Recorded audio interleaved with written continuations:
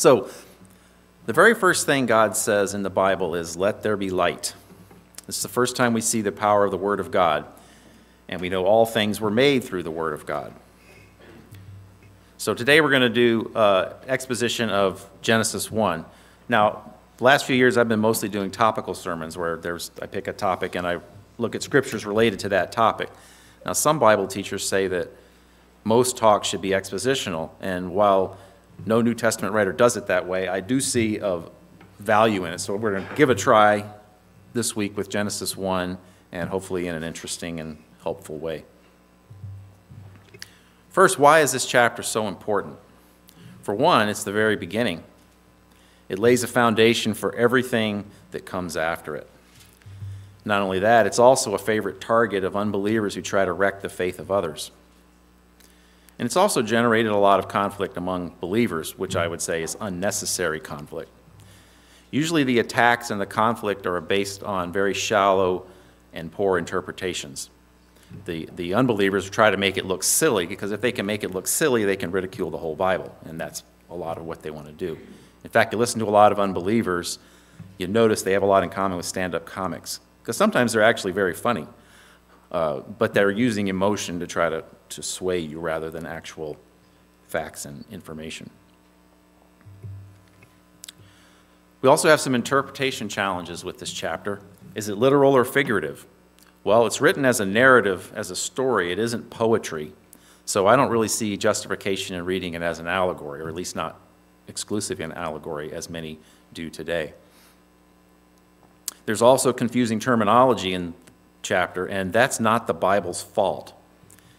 It just uses the terminology of the time it was written, and we tend to force fit our own definitions onto it, and we're going to really try hard not to do that. Our approach is going to be to use the Bible's own definitions to interpret it, not force fit. Brian, is it intended that the screen looks like that? That is not intended. That works.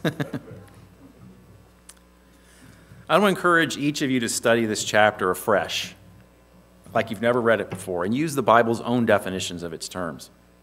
It really is an amazing chapter because in it, God gives us very specific definitions of 5 terms. He rarely does that at all anywhere else in the Bible. He gives you 5 explicit definitions, and 3 others are very easily discerned. It's hard to overemphasize how important it is to understanding this chapter to use the definitions God uses. Now, that doesn't mean the definitions we use today are wrong. It just means we don't want to be applying them to the Bible. They're both valid. As an example, is that a circle? Well, if you ask a mathematician or an engineer if that's a circle, they'll say, absolutely no, that's not a circle. But if you were lost in the woods and you were following that path, it's red if that's too hard to see, following that exact path, and then over on the right there's a little clearing, and you came to that twice, what would you say? We've been walking in circles. So this shape is both a circle and not a circle at the same time, depending on our definition of circle. So what are our key terms in Genesis 1? The first 5 in this list, day, night, heaven, earth, and seas, are given explicit definitions in the chapter.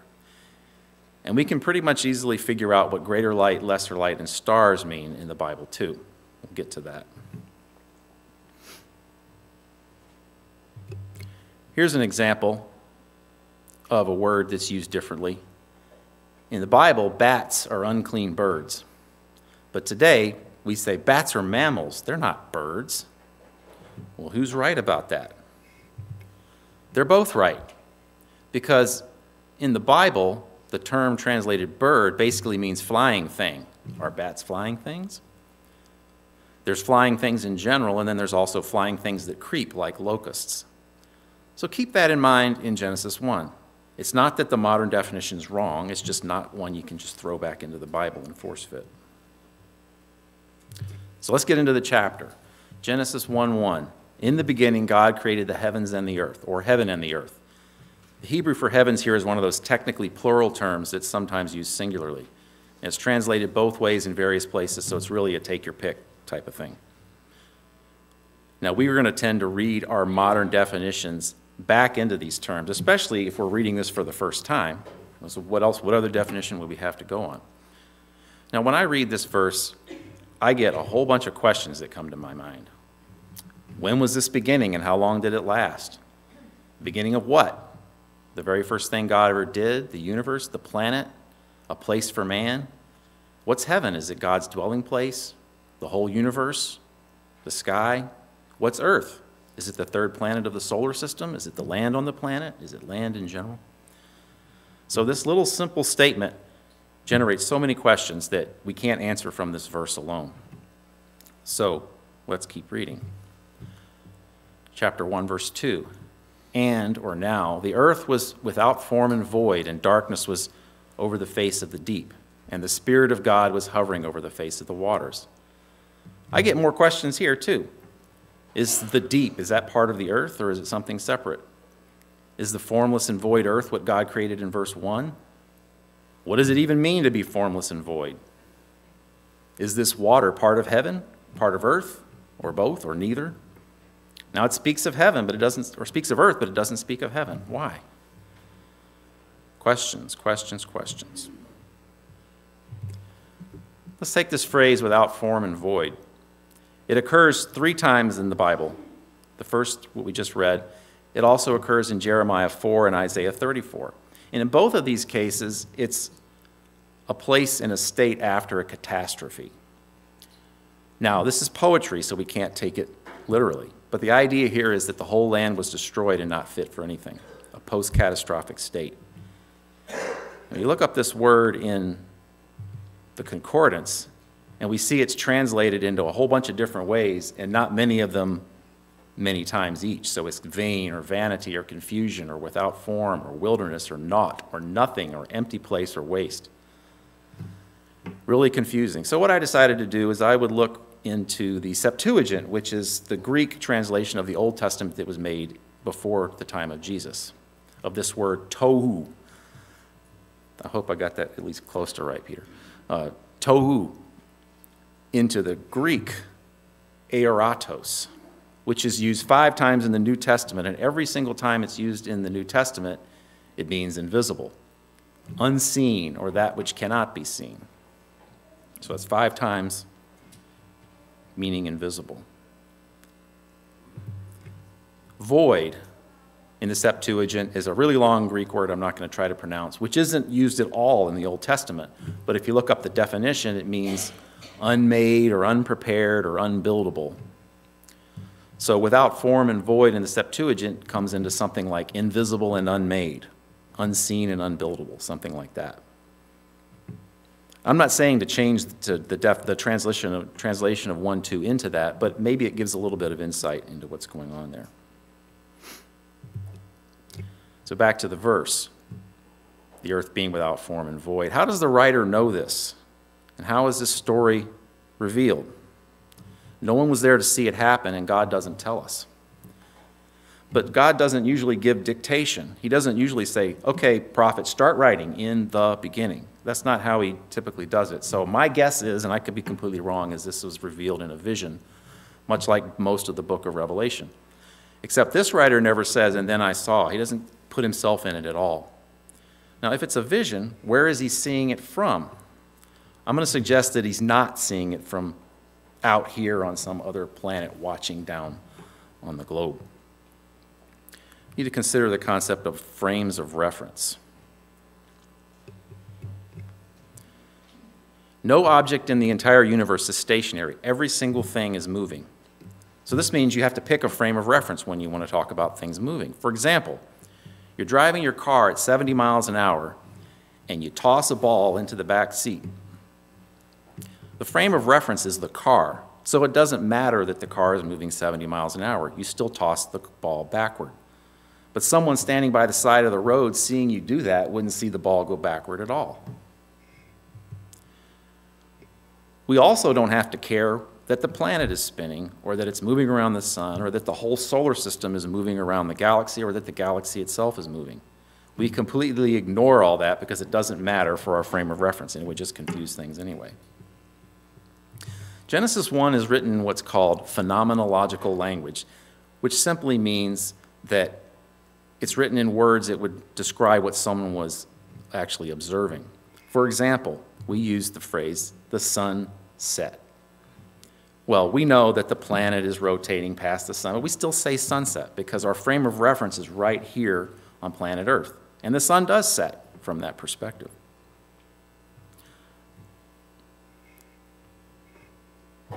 So, Genesis 1, if it was revealed in a vision, was revealed something like what we have on the right, not from where we're talking about on the left. It's revealed from right here. Another thing about 1:2 is it starts with the Hebrew letter wa, followed by a noun. And that's often translated into our word and. But in this case, when it's a wa with a noun, it means here's an explanation, which is why some translations will say, now the earth was without form and void, rather than and. So it's a here is explanation. If it was wa followed by a verb, it would be here is what happened next. So the way Genesis 1 is written, first verse is God created, and then we have this wa noun, explanation, earth was formless and void. And every single verse, the rest of the chapter starts with the wa verb and happened next. And if you look at it in the Septuagint, you just see down the whole left column, kai, which is the Greek word for and.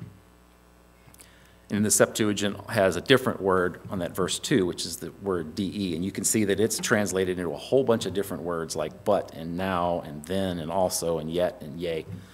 So to put it all together in something a little bit more clear, the Bible starts this way. In the beginning, God created the heaven and the earth.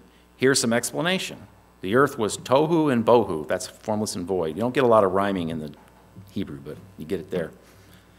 Here's some explanation. The earth was tohu and bohu, and God said, and God made, and God said, and God made. That's the structure of the chapter. So back to verse 1. There's 3 theories about 1 and how it relates to the rest of the chapter. The first theory is that it's part of day 1, and then 1:2 is how he made it initially before he began to say, let there be light. The second theory is called the gap theory, and that's that God created everything in verse 1. Then there's this gap, big or small, of time between 1:1 and 1:2, and then God goes from there. And then the third theory is that 1:1 is a summary of the whole chapter, and 1:2 is the starting point. Now, as we go, we'll try to discern which of these views is correct. All right, I promised you some definitions, and I haven't given you a single one yet, so let's get into them now. And God said, let there be light, and there was light. And God saw that the light was good, and God separated the light from the darkness. God called the light day, and the darkness he called night. And there was evening and there was morning, the first day. Rock solid definitions there. God defined day as light and night as darkness. That would seem to blow away the first theory that 1:1 is part of day 1, because there is no day until God said, let there be light. So 1:1, if it's sequential, is before day 1. What's the source of this light? He doesn't tell us. But if it's being revealed in a vision, this is where the prophet can finally actually see the formless and void, because he now has some light. If he looks up, he doesn't see anything. My guess is maybe it was something like a dense fog, but I don't know. Let's continue reading. And God said, let there be an expanse or firmament in the midst of the waters, and let it separate the waters from the waters. And God made the expanse and separated the waters that were under the expanse from the waters that were above the expanse. And God called the expanse heaven. And there was evening and there was morning, the second day. Another definition, and this is a big one. Heaven is that which separates waters below from waters above. He calls it a rakia in Hebrew. Firmament is probably a better word than expanse as far as the literal meaning of rakia. Now, some have taken this hyperliterally, and they come up with the flat earth theory. If you take the words of Genesis 1 hyperliterally, you will get something like this. The land and the sea with a dome over the top, and the firmament would be this dome. And they even put the sun and the stars as within that solid roof of the world. And many flat earthers think they're getting their doctrine from the Bible because they're going too crazy on the literal meaning of rakia. Now, we even use the word ceiling today in aviation, and it relates to how cloudy it is and how much of the sky the clouds cover and at what altitude. No one thinks it's a literal ceiling like we have up here. Also, in the Bible, we can see that the ancients did have some understanding that the water went up into the clouds and came back down as rain, the water cycle, the water that's above the heavens and the water that's below. For he draws up the drops of water, they distill his mist in rain. So that idea is not something that they didn't know about. The English word firmament comes from the Latin firmamentum, which generally means sky. So it seems clear that on day 2, God made the sky, which he called heaven. Heaven was made on day 2, not sometime before day 1. There's light and there's a sky, though it's not apparent where the light's coming from. Maybe it's cloudy with the waters being separated. Clouds are obviously lower than the sky above them, so it makes more sense to think of heaven as open space rather than as a roof. The ancients didn't know a lot of things, but they weren't stupid. They could look up and see that the clouds were lower than the blue that was above it. Other words that are used in the Bible about heaven. He stretches out the heavens like a canopy and spreads them out like a tent to live in. That's kind of sort of like a roof. And the heavens receded like a scroll being rolled up. Now, these are poetry and prophecy, so we shouldn't be taking these super literally. I tend to liken it to an IMAX screen. If you've ever been to the IMAX theater at the Great Lakes Science Center, you look up and you see this wonderful screen above your head. Heaven is kind of like that, only way, way better. Notice he also says here, the circle of the earth. If you were up high enough, and he mentions people like grasshoppers, if you were up high enough on a mountain and you looked down at people about that size, it would be easy to discern if there weren't too many mountains out there that you were seeing a circle all around you. Phenomenological language. Let's continue to 9 and 10. And God said, let the waters under the heaven be gathered together into one place, and let the dry land appear. And it was so. And God called the dry land earth, and the gathering together of the waters he called seas. And God saw that it was good. So God made earth on day 3, and he explicitly defines it as dry land as opposed to seas. And he did it by moving water around. Now, if we're out in the middle of the Pacific Ocean, today we'd say we're still on earth, but that's not true in Genesis 1. In Genesis 1, middle of the Pacific Ocean is sea. Earth is dry land here, or at least land that's usually not covered with water. If it rains, it's still considered earth. And even when the flood in Noah's time covered it, it was still called earth because normally the water is not there. But what God created on day 3 is what he called earth. So here's God's definitions. Day equal light, night equal darkness, heaven equal the firmament or expanse, earth equal dry land, and seas equal gathered waters. 5 definitions, and we shouldn't ignore them when we interpret what he means in 1:1. He made heaven on day 2 and earth on day 3. And if you hear an interpretation of Genesis 1 that ignores one or more of these definitions, be skeptical of that. Use God's definitions. This would also tend to blow away the gap theory. Since heaven and earth are created on days 2 and 3, it doesn't make a lot of sense that they're created before day 1 and then there's this big gap of time. So, since I've only given you one left as the summary theory, that's the one I actually happen to agree with. But I'm not just going to assume it's right because I've done process of elimination. Let's look and see if there's evidence for the summary theory. First, 1:1 and 2:1 just look like bookend summaries. In the beginning, God created the heavens and the earth. Thus, the heavens and the earth were finished in all their hosts. Next is the "and God says." If you look here, I've put the first 3 days of creation in purple boxes. The blue text is things God said, and the red text is things God did. Everything God did comes after something God said. The black is just commentary, and you notice there's very little commentary in this chapter, just Almost all of it is just the end there was evening and morning. So that's days 1, 2, and 3. And that's days 4 and 5, same thing. God said, and it was so, and things God did. And that's day 6. You notice that the days, what's being said and done on the days are getting longer as we go through. But if we go back to 1:1 and 1:2, there's no God said there.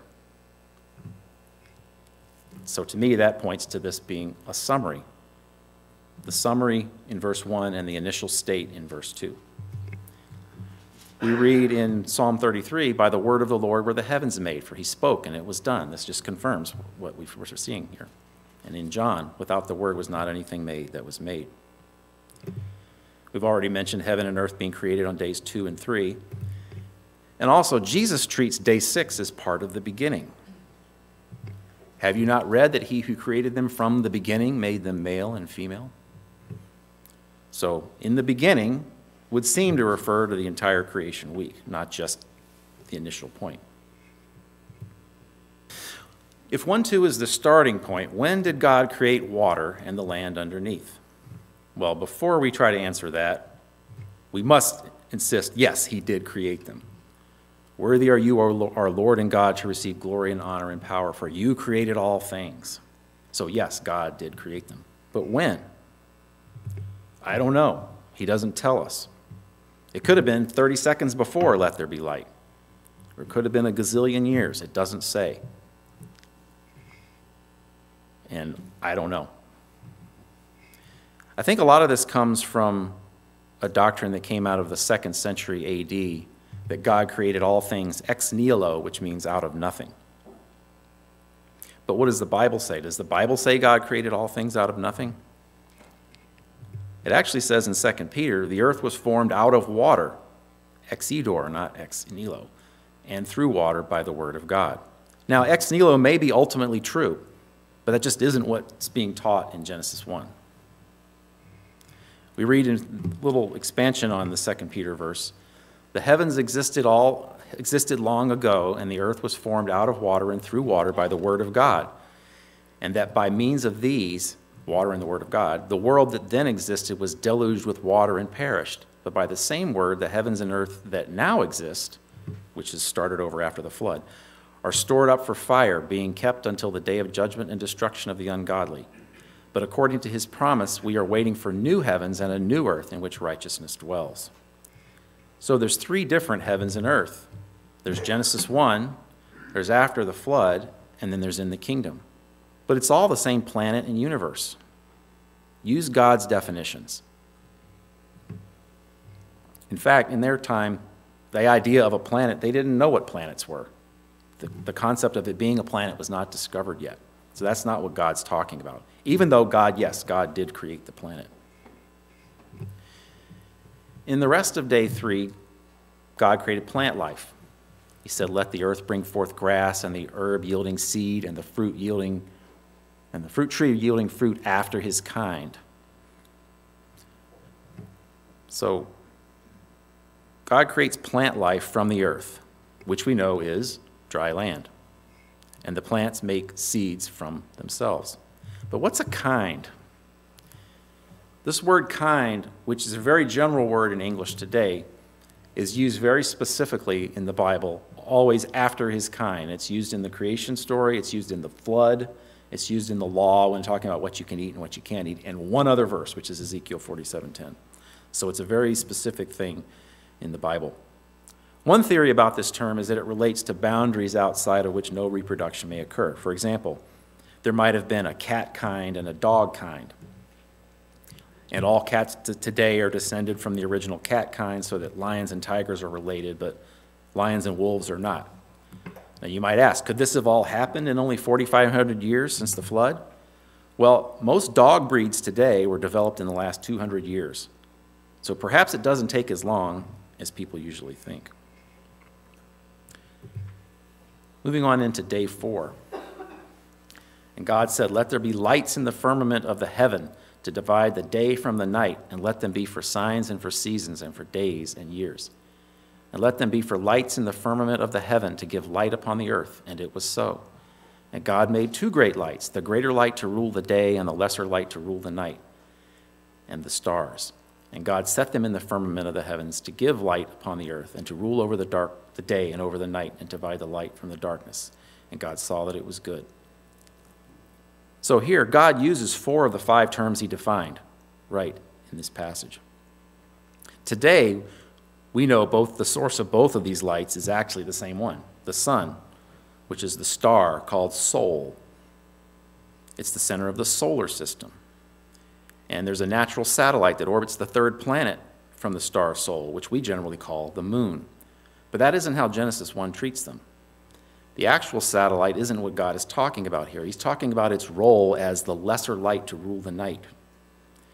The Hebrew word used for the greater light and the lesser light is actually a different but related word from the word light that he called day earlier on. Now, why doesn't God mention the seas here? Well, I think it's because the seas have much less relevance to most people most of the time. The earth, the land, and the sky are relevant to us every single day, but for most of us, we don't see the sea that often. So a lot of times the Bible only talks about heaven and earth. So he made the 2 great lights, the greater light to rule the day, the lesser light to rule the night, and the stars. And some of your versions will say he made the stars also. I think that separates the stars from the moon too much, because in the reading that Caroline read for us, the psalmist says, the moon and stars to rule over the night. So the stars work with the moon to rule over the night in that psalm. Is the sun a star?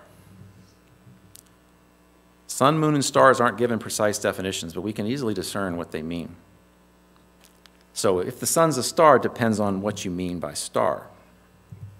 Is the star a giant sphere of hydrogen undergoing nuclear fusion, turning it into helium and giving off tremendous amounts of heat and light? Or is it a tiny point of light in the sky at night? Well, both of these definitions are right, but the Bible uses the second definition. Because planets and shooting stars are stars in the Bible. They're tiny points of light in the sky at night. Neither one of those is wrong. They're both right. They didn't have the concept of planets, although they did understand the concept of a wandering star. And that's what the Greek word planet actually means, wandering star. Because the stars tend to be in constellations, whereas planets move around. But they're all tiny points of light in the sky at night. In the ancient world, they knew of 5 wandering stars, and today we call them Mercury, Venus, Mars, Jupiter, and Saturn. And they are stars because they're tiny points of light in the sky at night. There's also a morning star or day star, and this usually refers to Venus, which is bright enough to still be visible into the early morning. And this is what's being compared to the king of Babylon in Isaiah 14.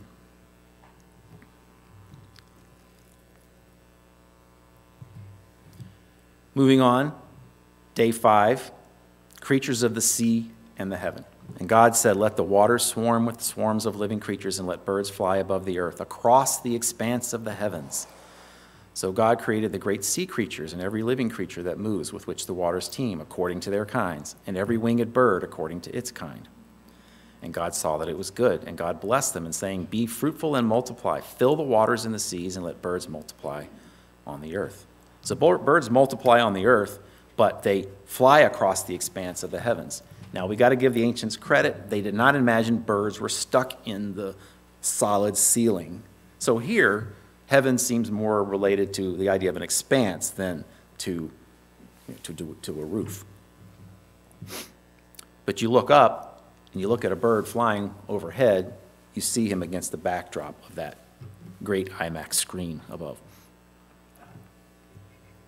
Remember, phenomenological language, which everyone speaks, including scientists. So that was creatures of the sea and the heavens.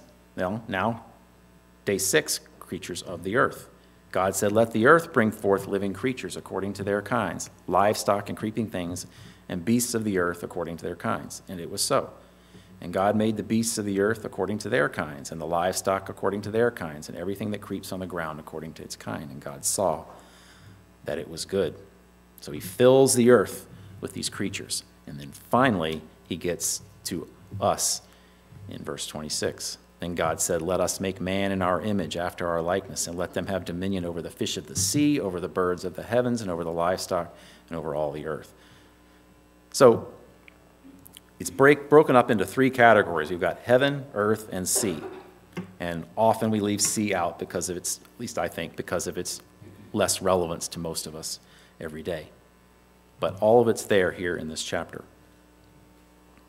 And then he makes provisions for food. God said, I have given you every plant yielding seed that is on the face of all the earth, and every tree with seed in its fruit. You shall have them for food. And to every beast of the earth, to every bird of the heavens, and to everything that creeps on the earth, everything that has the breath of life, I have given green plant for food. And it was so. God saw everything that he had made, and behold, it was very good. And there was evening and morning the sixth day. And finally, that's the end of the chapter, but it's really a bad chapter break. It really should go through the first 3 verses of chapter 2. Thus the heavens and the earth were finished, and all the host of them, meaning everything in them. And on the seventh day, God finished his work that he had done, and he rested on the seventh day from all his work that he had done. So God blessed the seventh day and made it holy, because on it God rested from all his work that he had done in creation. So a basic paraphrase of the whole chapter. In the beginning, God created sky and land. Land was unformed, and there were dark, deep waters. Then God made day, then God made sky, then God made dry land, moving away water into seas. Then God made plants. Then God put the greater light, the lesser light, and tiny points of light in the sky. God made sea creatures, God made sky creatures, God made land creatures, God made man and woman, God gave them food. God saw it was good, the sky and land were finished, God sanctified the seventh day. That's the basic structure of Genesis 1. Well, a couple more thoughts on heaven, earth, and sea. I looked up that there's 213 times heaven and earth are used in the same verse. And there's only 20 that are heaven and earth and sea. But there's 20. That's a significant number. One of them is our memory verse, Nehemiah 9:6. Another is, and I'm not going to read all these here, Exodus 20:11 in the Ten Commandments. For in 6 days the Lord made heaven and earth, the sea, and all that is in them. And then in the New Testament, we read Acts 4:24, Sovereign Lord, who made the heaven and the earth and the sea and everything in them. And finally, another reason sea might be left out, Revelation 21:1. Then I saw a new heaven and a new earth, for the first heaven and the first earth had passed away, and the sea was no more. Is there a link to that? I'm not sure. Things the Bible doesn't talk about. Galaxies, planets, comets, asteroids, microscopic life, when God created angels, when God created water, and when God created the laws of physics. Doesn't tell us. It might have been, as I said, it might have been 30 seconds before and let there be light. I'm good with whatever time before that. What could God have done before that? Anything he wanted. I don't worry about that. So what do we do with all this? Worship God, not these things. That's one of the main reasons this chapter is there. A lot of the things in chapter 1 are things that people tend to worship. The sun, moon, and stars, creatures, fertility, things like that. The point of the chapter is God made them. They are not gods. Don't be awestruck by them, except as just examples of being awestruck by our awesome God. Refer back to this chapter when you get other passages that talk about heaven and earth, and use God's definitions when you do. Not in a rigid way, because language doesn't work that way, but at least to help you understand what he's talking about. And also, remember, it's not about how the creation works. It's about who makes it work. Up here on the screen, you'll see not stars. Well, they're made of stars. They're actually galaxies that nobody ever saw until the last few decades. And in this instance, to this level, no one ever saw until the last 2 years. These galaxies are so far away, it just boggles the mind. And this is just zeroing in on one small section of the sky at night. God made all of those things. He just doesn't tell us about them in the Bible. And we'd have to be pretty arrogant to think that God should just tell us about everything and we wouldn't have to do any work to discover things. He left it to us to seek things out and discover them, and a lot has been discovered. So we're going to close with a hymn, and I know it's difficult sometimes for some of the younger people to understand some of the words in the hymn, just because it's written in old language. So I'm going to go through the closing hymn, and I'm going to paraphrase. I'm going to put the real words on the screen, and I'm going to paraphrase the story. The heavens, the sky above, like a giant IMAX theater screen with all its lights, tell us about God who made them. The sun never gets tired while every day displaying the power of God and telling every land all about it. After it gets dark, the moon also begins telling the world all about God as it goes through its phases. With all the stars and planets rolling along, they spread the truth all over the world. Even though they do all of this silently, moving around us, not able to say a single word, yet they loudly are singing a song to us, if we will listen, telling us that God made all the things we see.